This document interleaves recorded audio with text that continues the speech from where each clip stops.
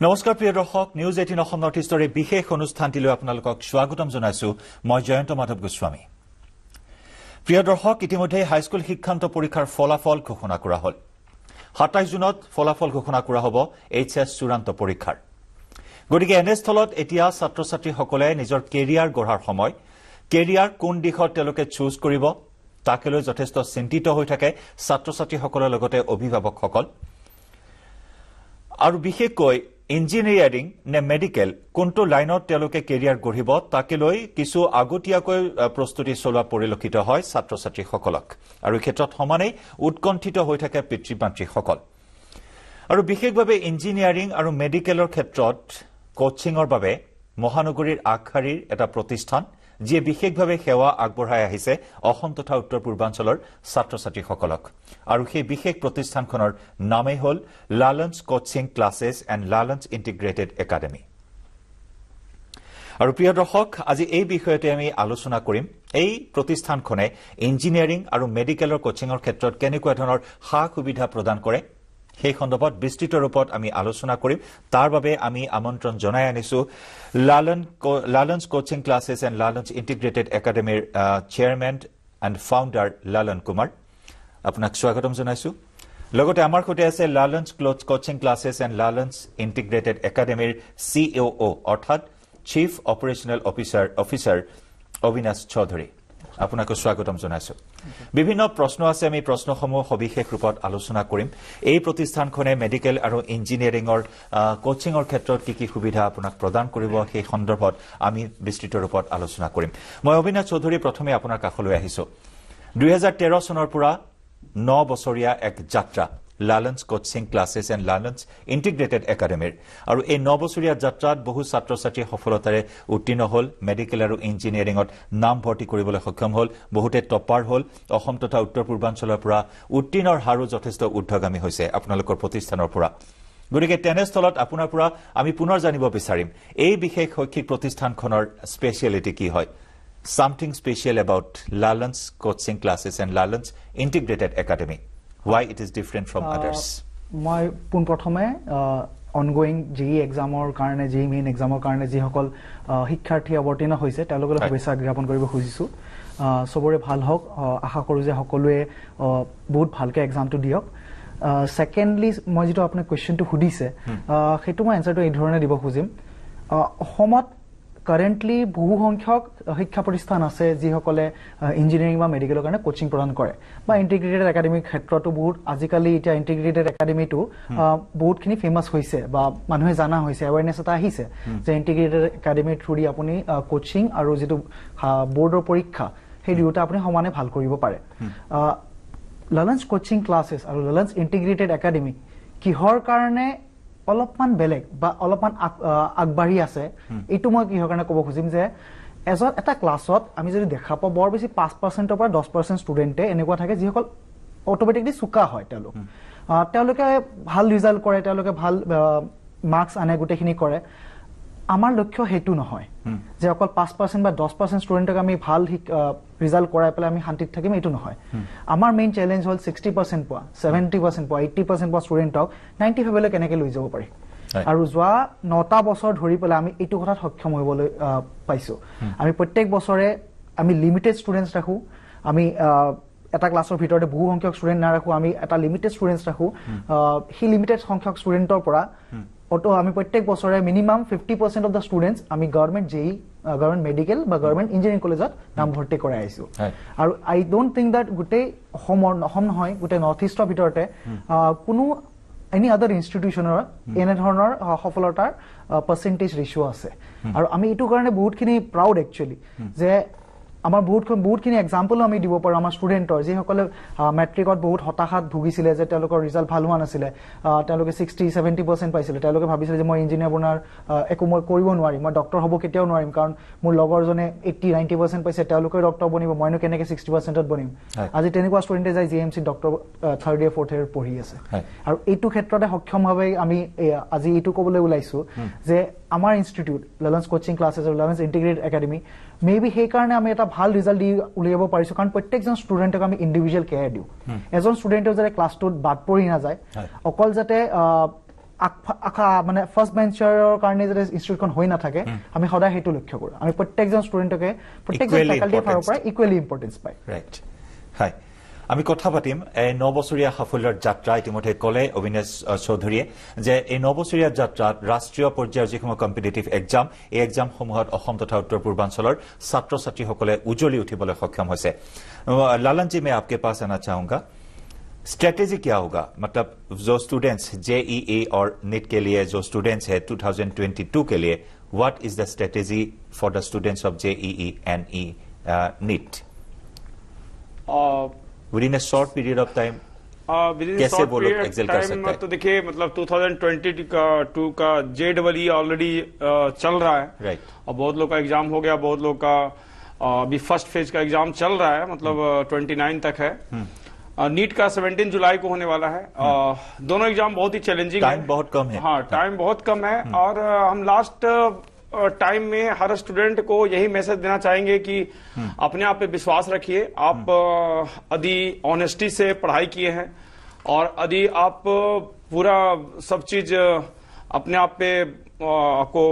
विश्वास रखना होगा थ्रू आउट और ये ध्यान रखना होगा कि आप जो पढ़े हैं वो आपका साथ देगा तो किसी भी चीज से डरना नहीं है क्योंकि सबसे बड़ा चीज जो कोई किसी को कमजोर करता है वो डर है फियर है तो अपने अंदर फियर फैक्टर मत पालिए अभी जितना भी टाइम आपके पास बचा हुआ है डेली 14 आवर्स 15 आवर्स आप अपने को सेल्फ स्टडी में रिवीजन में दीजिए और कोई ऐसा चीज जो नहीं आपका पढ़ा हुआ है या आपको पहले पढ़ने से समझ में नहीं आया तो उस पर बहुत ज्यादा टाइम देने का जरूरत नहीं है बट जो चीज आपको कमांड है उसको बार बार रिवाइज कीजिए जो आप भूल सकते हैं उसको रिवाइज कीजिए और हमेशा मन में एक चीज आपको थ्रू आउट रखना है कि this is your final attempt for JEE and NEET that's why you have to complete at anyhow मतलब सबको पीछे छोड़ देना है और ये आत्मविश्वास सेल्फ कॉन्फिडेंस जो अपने अंदर ये ले आएगा कि हमको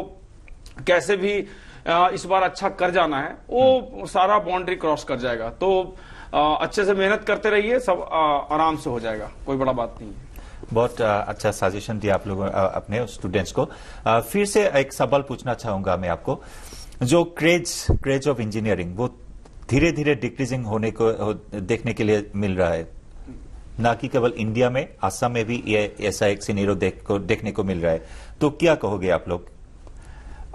देखिए इंजीनियरिंग का क्रेज तो कभी खत्म हो ही नहीं सकता है क्योंकि लेकिन हाँ नंबर ऑफ एस्पिरेंट्स कुछ कमे हैं बिकॉज बहुत स्टूडेंट मतलब क्या हो गया है कि जब से डिजिटलाइजेशन हुआ है तो मोबाइल वगैरह लैपटॉप वगैरह जब से बहुत ज्यादा यूज करने लगे हैं स्टूडेंट तो वो पेन पेपर पे पढ़ना कम कर दिए हैं और जब पेन पेपर पे प्रैक्टिस कम करते हैं तो मैथमेटिक्स में उनका प्रैक्टिस कम होता है और मैथमेटिक्स में प्रैक्टिस कम हो जाता है तो जब स्टूडेंट 10th का एग्जाम देते हैं तो बहुत सारे स्टूडेंट का मैथमेटिक्स ही वीक होता है तो आगे इंजीनियरिंग सिलेक्ट नहीं करते हैं ये कॉमन परसेप्शन है बट आप सब लोग देखे हैं कि लास्ट 2 ईयर में कोरोना के टाइम में एक इंजीनियर मतलब कितना ज्यादा मतलब अच्छा किया है मतलब इन टर्म्स ऑफ जैसे कोई software banana work from home बहुत सारे इंजीनियर्स मतलब बहुत अच्छा किए हैं उनका क्रेज मतलब बढ़ा है ड्यू टू कोरोना पीरियड मतलब वर्क फ्रॉम होम करके बहुत सारे इंजीनियर बहुत मतलब अच्छा किए हैं लाइफ में बहुत सारा नया नया मतलब टेक्नोलॉजी डेवलप हुआ है बहुत सारा चीज डेवलप हुआ है तो हम ऐसा नहीं बोल सकते हैं कि इंजीनियरिंग का क्रेज आगे डिक्रीज करेगा और ये इंक्रीज करने वाला है क्योंकि लोगों में क्या पॉइंट्स क्या है इंक्रीज करने के लिए वो सिलेक्ट करने के लिए क्या पॉइंट्स रहेगा पॉइंट्स यही रहेगा कि मतलब जो भी स्टूडेंट 9-10th में है 8-9-10th में है अपने आप को मतलब मोबाइल और लैपटॉप वगैरह से दूर कीजिए पेन पेपर पे अपने आप को लाइए क्योंकि अच्छा इंजीनियर बनने के लिए सबसे ज्यादा जरूरी होता है मैथमेटिक्स और यदि आपका 9-10th में मैथमेटिक्स ही पुअर रह जाएगा तो आप कभी सोचेंगे नहीं आगे कि आपको इंजीनियर बनना है और इंजीनियरिंग बहुत वाइड स्कोप देता है आज बहुत सारे आईएएस बहुत सारे आईपीएस वो लोग भी इंजीनियर हैं बहुत सारे लोग हर फील्ड में पॉलिटिशियंस भी कुछ इंजीनियर हैं बहुत सारे हर फील्ड में आपको इंजीनियर्स मिल जाएंगे तो आपके पास पूरा खुला ऑप्शन है लेकिन 9th में आपको जम के मैथमेटिक्स बनाना होगा, क्योंकि वो आपको एक अच्छा ऑप्शन देता है इंजीनियरिंग का। और इंजीनियरिंग ऐसा फील्ड है कि उसका क्रेज कभी कम नहीं हो सकता है, नंबर ऑफ एस्पिरेंट्स कम हो सकता है, बट देखिएगा फिर से इंजीनियरिंग का क्रेज बढ़ेगा बहुत ज्यादा। जी, फिर से आऊंगा मैं आपके पास। मैं अविनाश पुनः আহিছো আপোনাৰ কাষলৈ। কাৰেণ্ট বেচেছৰ কথা কি ক'ব আপুনি? কেনেকুৱা ধৰণৰ নতুন বেচ আপোনালোকে লঞ্চ কৰিবলৈ গৈ আছে কামিং ডেজত? আমি ৰিসেন্টলি ভেটাপাৰাত, গুৱাহাটী ভেটাপাৰাত এটা ৰেচিডেন্সিয়েল কমপ্লেক্স আমি ষ্টাৰ্ট কৰিছিলো। ৰেচিডেন্সিয়েল কেম্পাছটো বহুত ইম্পৰ্টেণ্ট আমাৰ কাৰণে এইটোৱে যে ষ্টুডেণ্টে যিহেতু গুৱাহাটীৰ বাহিৰৰ পৰা আহে, তেওঁলোকৰ ছেফটিৰ ক্ষেত্ৰত, তেওঁলোকৰ পঢ়াৰ ক্ষেত্ৰত গোটেইখিনি যাতে পেৰেণ্টছে নিশ্চিন্ত মনে যাতে দিব পাৰে, তেওঁলোকে নিশ্চিন্তভাৱে যাতে ঘৰত থাকিব পাৰে। আৰু এজন ষ্টুডেণ্টৰ যেনেকৈ ছাৰে ক'লে এইমাত্ৰ যে ফোন, লেপটপ এইবিলাকে যোৱা 2 বছৰত, এইটো মই নহয়, আপোনাক যিসকলে চাই আছে সকলোৱে কিজানি এইটো কথাত এগ্ৰী কৰিব যে ষ্টুডেণ্টৰ যিটো কনচেনট্ৰেশ্যন পাৱাৰ সেইটো একেবাৰে কমাই দিছে। তেওঁলোকে আধা ঘণ্টা যদি আজিকালি একেলগে 6 ঘণ্টা 3 ঘণ্টা ষ্টুডেণ্টে বহিবই নোৱাৰে। অটোমেটিকলি হাতত ফোন এটা আহি যায়, অটোমেটিকলি হাতত লেপটপ এটা আহি যায়, গেম খেলা ষ্টাৰ্ট কৰে বা বেলেগ ধৰণৰ এপছ বিলাক ইউজ কৰা ষ্টাৰ্ট কৰে। পঢ়াৰ ক্ষেত্ৰত এটা সম্পূৰ্ণভাৱে এটা ষ্ট্ৰাকচাৰ এটা নাথাকে। চ' সেইবাবে আমি এইবিলাক ইছ্যুবিলাক ছল্ভ কৰিবৰ কাৰণে ৰেচিডেন্সিয়েল কমপ্লেক্স ষ্টাৰ্ট কৰিছো। ৰেচিডেন্সিয়েল কমপ্লেক্সটোত আপোনাৰ এটা কেম্পাছৰ ভিতৰতে হোষ্টেলছ, এটা কেম্পাছৰ ভিতৰতে ক্লাছেছ গোটেইখিনি হ'ব, তাত লগতে ফেকাল্টিজো থাকিব। চ' গোটেইখিনি এটা ষ্ট্ৰিক্ট মেজাৰমেণ্টৰ ভিতৰত হ'ব। আৰু এই ৰেচিডেন্সিয়েল কমপ্লেক্সৰ যিটো ইণ্টিগ্ৰেটেড একাডেমিক ক্লাছ, আমাৰ আকৌ এটা নতুন বেচ 15 জুলাইৰ পৰা ষ্টাৰ্ট হ'ব। 15 জুলাইৰ পৰা ষ্টাৰ্ট হ'ব। প্লাছ এইটো হ'ল আমাৰ গুৱাহাটীৰ যিমানকেইটা ইনষ্টিটিউট আছে গোটেইকেইটা ইনষ্টিটিউট আপোনাৰ চেণ্টাৰ কেইটাত 15 জুলাইৰ পৰা এই বেচ LI বেচটো ষ্টাৰ্ট হ'ব, লৰেন্স ইণ্টিগ্ৰেটেড একাডেমি বেচটো ষ্টাৰ্ট হ'ব। তাৰ উপৰিও যিটো আমি ড্ৰপাৰ বেচ বুলি কওঁ, যিসকলে 2022ৰ বাহিৰে 2023 JEE বা NEET এক্সামৰ কাৰণে প্ৰিপেয়াৰ কৰিবলৈ খুজিছে, কাৰণ অসমৰ এটা জেনেৰেল মেণ্টেলিটি এটা আছে, মই এইটো ভুল বুলি নকওঁ, বাট ট্ৰেডিশ্যনেল মেথড এটা আছে যে প্ৰথমতে বৰ্ডছটো ভাল কৰোঁ, তাৰপিছত অহা বছৰ মই ইঞ্জিনিয়াৰিং বা মেডিকেলৰ কথা ভাবিম। আগতে বৰ্ডছৰ মাৰ্কছটো ভাল কৰি ল'ব লাগে, তাৰপিছত চোৱা যায়। এইটো নহয় যে একেলগে দুটা কৰিবও পাৰি। তেনেধৰণৰ যিসকল ষ্টুডেণ্ট আছে, যিসকলে অহা বছৰৰ কাৰণে ট্ৰাই কৰিব খুজিছে, ড্ৰপাৰ বেচ বুলি কওঁ, তেওঁলোকৰ ক্লাছেছ নতুন বেচ আৰম্ভ হ'ব 25 জুলাইৰ পৰা। 25 জুলাইৰ পৰা তেওঁলোকৰ নতুন বেচ এটা আৰম্ভ হ'ব। এই গোটেইখিনি আপোনাৰ এতিয়া যেনেকৈ আমাৰ 27ত আমাৰ মুখ্যমন্ত্ৰী ডাঙৰীয়াই এনাউন্স কৰিছে অলৰেডি যে 27 জুনত আপোনাৰ হাই ছেকেণ্ডেৰী ৰিজাল্টটো ৰিলিজ হ'ব। তাৰপিছতে ষ্টুডেণ্টে অট'মেটিকলি প্ৰিপেৰেশ্যন ষ্টাৰ্ট কৰি দিয়ে। তেওঁলোকে এটা চিলেকশ্যন কৰিব লাগে প্ৰেক্টিকেলি, যে তেওঁলোকে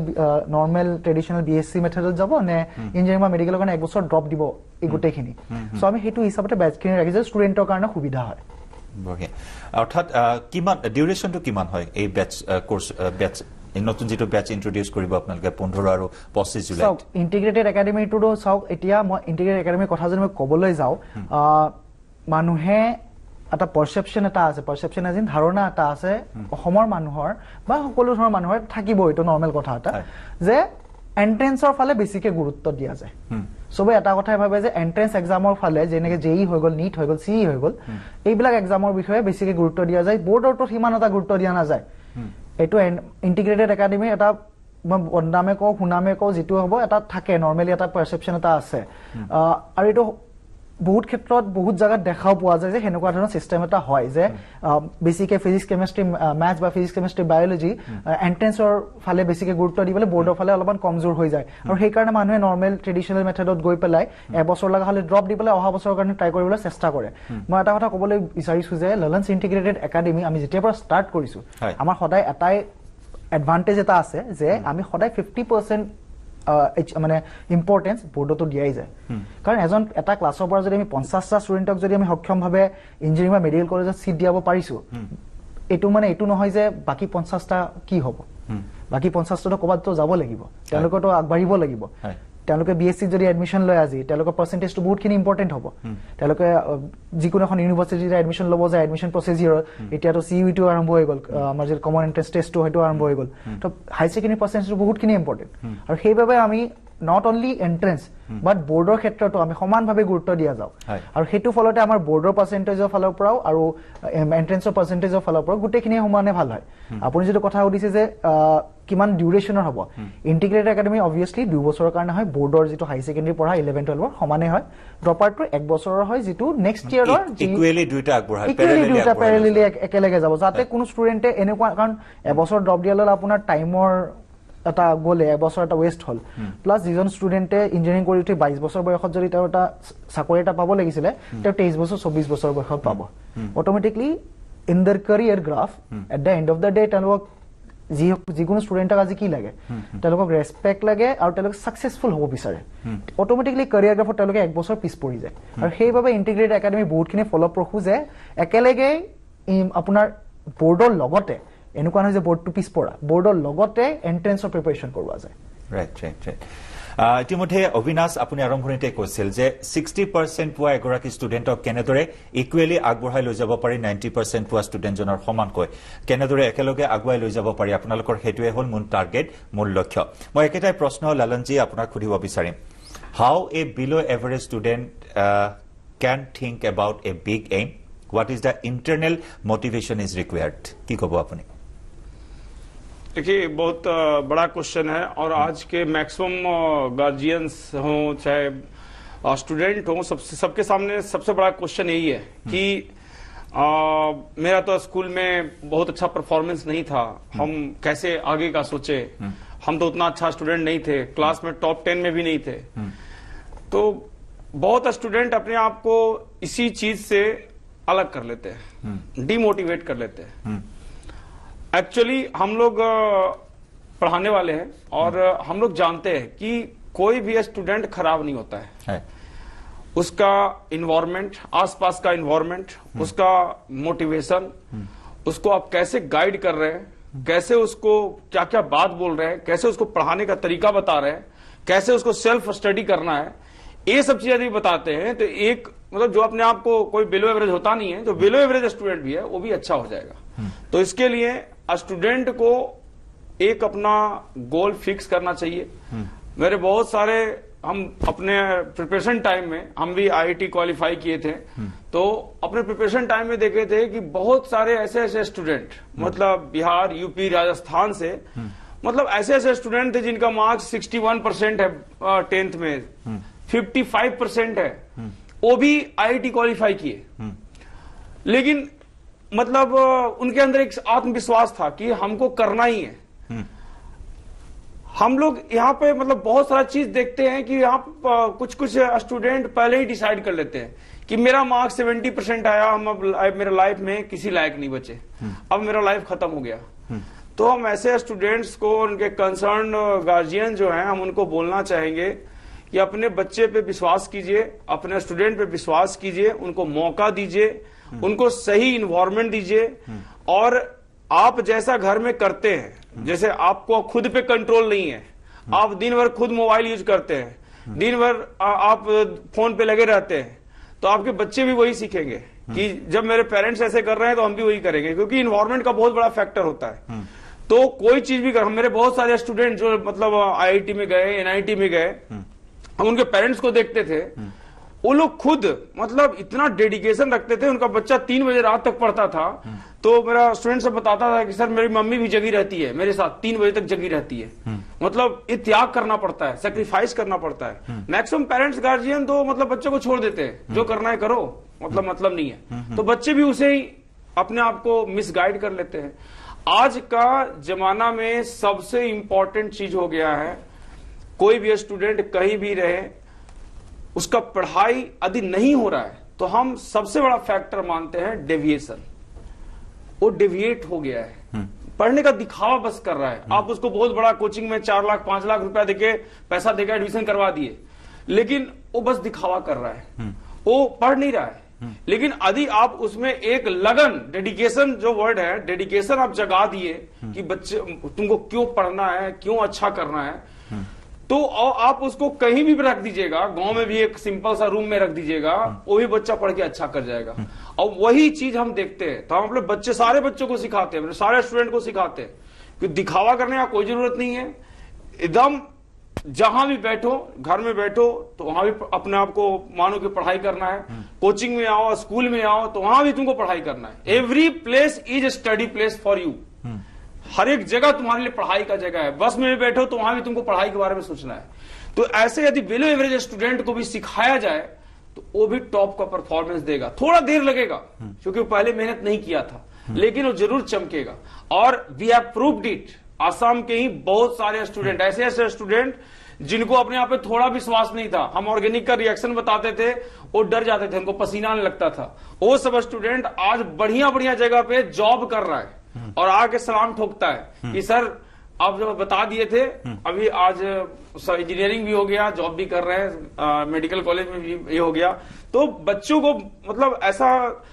बात बोलना है जिससे कि उनको डेविएशन ना हो, ये सबसे बड़ा वर्ड है डेविएशन। डेविएशन से उनको बचाना है। उनका उम्र ही क्या हुआ है? यदि आप पेरेंट्स है, गार्जियन है, अपने बच्चों को डेविएशन से नहीं बचा पा रहे हैं तो ये आपका फेल्यूर है। आप उनको रोकिए, थोड़ा सा भी गलती कर रहे हैं उनको बढ़िया समझाइए कि नहीं अभी ये तुम्हारा एज नहीं है, अभी तुमको पेरेंट्स का जो प्रेशर है उसको मतलब डेडिकेशन में कन्वर्ट किया जाएगा, कन्वर्ट करना है। हाँ। उनको प्रेशर दीजिएगा तो और मतलब डेविएट हो गए। उनको बढ़िया समझाना है कि तुम्हारे लिए ये जरूरी क्यों है। फॉर एग्जाम्पल जब हम IIT का तैयारी स्टार्ट कर रहे थे तो हम उस समय एक बिहार के छोटे से गांव में रहते थे। तो मतलब वहां पे हम देखे एक दिन न्यूज पेपर देख रहे थे, न्यूज पेपर देख रहे थे तो वहां पे देखे कि एक पेपर में टाइम्स ऑफ इंडिया में मतलब एक बहुत बढ़िया आर्टिकल आया। उसमें क्या हुआ था कि बहुत सारा ऐसे मिनरल्स था, मिनरल्स जिसको अयस्क बोलते हैं हम लोग, बहुत सारा मिनरल्स था। उसमें से कुछ मिनरल्स निकाल के मतलब कुछ इसको डायमंड बनाया था, उस डायमंड से फिर कुछ और बनाया था और फाइनली लिखा था दे आर IITians। अब वो डायग्राम देख के हम गांव में थे, मेरे मन में उसी समय आ गया कि हमको भी IIT करना है। मतलब हम गांव में बैठे हुए हैं और मेरे मन में उसी समय वो पिक्चर देख के आ गया, थाम लिया है कि मेरे को IIT करना है, क्योंकि IITian को डायमंड से कंपेयर किया जा रहा है। तो मतलब ऐसे स्टूडेंट को विजुअलाइजेशन देके कि भाई आपको ये पढ़ाई क्यों जरूरी है, आपको इंजीनियर बनना क्यों जरूरी है, डॉक्टर बनना क्यों जरूरी है, या आप कुछ भी मतलब IAS बनना क्यों जरूरी है, सोशल मीडिया हो चाहे कोई भी चीज हो, पेपर न्यूज पेपर हो, इसमें बहुत इंपॉर्टेंट रोल है। कल हम एक न्यूज चैनल पे देख रहे थे, they are promoting IAS preparation, IAS IPS preparation. हमको बहुत अच्छा लगा। अभी कुछ दिन पहले हम एक न्यूज चैनल पे ये चीज बोले भी थे कि जब तक हम लोग सोशल मीडिया पे इस चीज को प्रमोट नहीं करेंगे, टीवी चैनल वगैरह नहीं प्रमोट करेंगे कि IAS क्यों जरूरी है करना, IPS क्यों जरूरी है, IIT क्यों करना जरूरी है, तो मैसेज नहीं पहुंच पाएगा। तो इसमें पूरा टीम सबको एफर्ट देना पड़ेगा, पूरा सोसाइटी को एफर्ट देना पड़ेगा। आपने बोला बहुत सक्सेस स्टोरी है, आपके जरिए हम दर्शकों को बताएंगे बहुत सक्सेस स्टोरी भी है। अविनाश मैं पुनः আহিছো আপোনাৰ কাষলৈ। আপুনি ইতিমধ্যে কৈছে কি ফেচিলিটি প্ৰভাইড কৰা হয়। নিউ ভেঞ্চাৰ আপোনালোকৰ ভেটাপৰা যিটো নিউ ভেঞ্চাৰ আছে তাত কেনেকুৱা ধৰণৰ ল্যাব ফেচিলিটিজ কেনেকুৱা হয়? চাওক, ইণ্টিগ্ৰেটেড একাডেমি, মই তাৰ আগতে মই এটা কথা ক'ব লাগিব যে ইণ্টিগ্ৰেটেড একাডেমি একচুৱেলি হয় কি। ইণ্টিগ্ৰেটেড একাডেমি হ'ল কি আপোনাৰ যেটো নৰ্মেল যেটো বোৰ্ডৰ পঢ়াৰ লগতে যেটো এটা কোচিংৰ যিজন এজন ষ্টুডেণ্টে যেতিয়া ট্ৰেডিশ্যনেল মেথড পঢ়িবলৈ যায়, তেওঁলোকে ধৰি লওক XYZ এখন কলেজত এডমিশ্যন লৈছে, তেওঁলোকে ৰাতিপুৱা 9টাৰ পৰা 2টা আঢ়ৈটালৈকে 3টালৈকে ক্লাছ কৰে। তাৰ পিছত ইভিনিঙত তেওঁলোকে কোচিং কৰিবলৈ ট্ৰাই কৰে। তেওঁলোকে 4টাৰ পৰা যদি 8টা বজালৈ যদি কোচিং কৰে, তেওঁলোকে ঘৰলৈ গৈ পোৱাৰ পিছত তেওঁলোকৰ হাতত টাইম নাথাকে সেলফ ষ্টাডি কৰিব। আৰু সেলফ ষ্টাডি কৰাৰ টাইম নাথাকাৰ কাৰণে ফিজিক্স কেমিষ্ট্ৰি মেথছে হওক, ফিজিক্স কেমিষ্ট্ৰি মেথছ বায়'লজি হওক বা ফিজিক্স কেমিষ্ট্ৰি বায়'লজি হওক, বৰ বেছি এটা 2 ঘণ্টাহে পায় নিজৰ সেলফ ষ্টাডি কৰিবলৈ। প্লাছ তেওঁলোকৰ বাকী ইংলিছ হওক, অল্ট ইংলিছ হওক, বেলেগ বেলেগ ছাবজেক্ট, বেলেগ ফিজিকেলি বেলেগ ছাবজেক্টটো আছে পঢ়িবলৈ। চ' তেওঁলোকে গোটেইখিনি এটা কোপ আপ কৰিব নোৱাৰে। বহু সংখ্যক ষ্টুডেণ্টে, কিছুমানে পাৰে, অফক'ৰ্চ নোৱাৰা বুলি নকওঁ মই, এটা সংখ্যক ষ্টুডেণ্টে পাৰে, বাট বহু সংখ্যক ষ্টুডেণ্টে মেজৰিটিয়ে কোপ আপ কৰিব নোৱাৰে। আৰু এই ধৰণৰ ইছ্যুৰ বাবেই আমি ইণ্টিগ্ৰেটেড একাডেমি ষ্টাৰ্ট কৰিছিলোঁ 2018ত গুৱাহাটীত। ইণ্টিগ্ৰেটেড একাডেমিৰ মেইন লক্ষ্যটো এইটো হ'ল সেলফ ষ্টাডি টাইমটো বঢ়োৱা। সেলফ ষ্টাডি টাইমটো কেনেকৈ বাঢ়িব যে ৰাতিপুৱা 8:30 বা 9টাৰ পৰা আমি ক্লাছ ষ্টাৰ্ট কৰোঁ, 3:30টাৰ ভিতৰত আমি গোটেইখিনি যিখিনি আপোনাৰ বৰ্ডৰ পঢ়াখিনি প্লাছ যিখিনি কোচিঙৰ গধূলি পঢ়াখিনি ল্যাব ইম্পৰ্টেণ্ট, গোটেইখিনি এই ফেচিলিটিজ গোটেইখিনি আপোনালোকে প্ৰভাইড কৰিছে। লগতে আৰু এটা বিষয় আপোনাৰ পৰা জানিব বিচাৰিম, অসমীয়া ষ্টুডেণ্টখিনি কৰবাত কিবা সমস্যাত ভুগিবলগীয়া হয় নেকি এই কম্পিটিটিভ এক্সামখিনিৰ ক্ষেত্ৰত, আৰু এই সমস্যাসমূহ কেনেকৈ আমি চৰ্ট আউট কৰিব পাৰোঁ? অসমৰ ক্ষেত্ৰত যদি আমি চাওঁ, মেক্সিমাম ষ্টুডেণ্টে আপোনাৰ আজিৰ দিনতো আপোনাৰ বহুত সংখ্যক ষ্টুডেণ্টে HSC কাউন্সিলৰ পৰা আহে বা আপোনাৰ সেৱা বৰ্ডৰ পৰা আহে। মই নিজে অসমীয়া ষ্টুডেণ্টে আছিলোঁ। চ' তেনে ক্ষেত্ৰত হয় কি, টাৰ্মিনলজি বহুত সংখ্যক ইছ্যু কিছুমান হ'ব পাৰে, but that is only for the initial stage. বহুতে কোচিং নলয়, গুৱাহাটীত আহি পেলাই বহুতে কোচিং নলয় বা নিজৰ ঘৰৰ ওচৰতো জেগাত টিউশ্যন মানে যিটো কোচিং থাকে, এণ্ট্ৰেঞ্চ প্ৰিপাৰেশ্যন কৰিব নোখোজে। তেওঁলোকৰ বহুত এটা ভয় থাকে যে গোটেইখিনি বস্তুখিনি তেওঁলোকে ইংলিছত শিকিব লাগিব বা হিন্দীত শিকিব লাগিব, আৰু তাৰ বাবে তেওঁলোকে প্ৰিপাৰেশ্যনে নকৰে। তেওঁলোকে ভাবে যে মই একেলগে বৰ্ডৰ লগত নকৰোৱে। আৰু সেইটো কাৰণে আমি অসমীয়াটো ক্লাছ দিয়াৰ ব্যৱস্থা কৰিছিল অনলাইনৰ থ্ৰু দি আমি অসমীয়াটো ক্লাছ দিয়াৰ ব্যৱস্থা কৰিছিল গোটেইখিনি নোহোৱা হৈ যায় আৰু আগবাঢ়ি আহে मैं लालन जी लास्ट आपसे जानना चाहेंगे रेसिडेंशियल फैसिलिटीज आप लोग प्रोवाइड करते हो तो residential facilities how can it improve the performance of the students in short और रेसिडेंशियल फैसिलिटी में बस हम लोग यही कोशिश करते हैं कि जैसे आइडियली हम लोग एक आइडियल रूल बनाते हैं कि स्टूडेंट को morning 9 AM say 3:30 PM class करना है उसके बाद उनको 4 से लेके 12 तक सेल्फ स्टडी करना है हम लोग सिस्टमेटिक टाइम टेबल दे देते हैं उनको मतलब और उनके रूम में इंस्ट्रक्शन रहता है कि उनको बस सेल्फ स्टडी करना है we can check at any time मतलब जस्ट लाइक गुरुकुल सिस्टम मतलब टीचर से कभी भी डाउट पूछ सकते हैं वहां पे टीचर अवेलेबल रहते हैं कभी भी डाउट पूछ सकते हैं कहीं उनको बिल्डिंग से बाहर नहीं जाना है कहीं कैंपस से बाहर नहीं जाना है everything is there without any deviation there is no mobile phone there is no laptop no social media हाँ जैसा अभी हम कुछ देर पहले बोले वो सारा चीज हम वहां पे अप्लाई किए कि स्टूडेंट को कोई डेविएशन न हो बहुत बहुत शुक्रिया ये आप मैसेज दिया है special message for the students thank you so much for coming here Avinash धन्यवाद ज्ञापन কৰিছো এইখিনি খবৰ বা এইখিনি তথ্য আপোনালোকে জনালে আপোনালোকৰ হা সুবিধা বা আপোনালোকে কেনেদৰে সেৱা আগবঢ়ায় ষ্টুডেণ্ট সকলক সেই বিষয়ত সবিশেষ আমাক জনালে Lalan's coaching ক্লাसेस and Lalan's integrated একাডেমীৰ এই দুইগৰাকী বিষয়ববীয়াই ধন্যবাদ অনুষ্ঠানত অংশগ্ৰহণ কৰাৰ বাবে আৰু ইয়াৰে সৈতে অনুষ্ঠানৰ পৰা বিদায় লৈছো নমস্কাৰ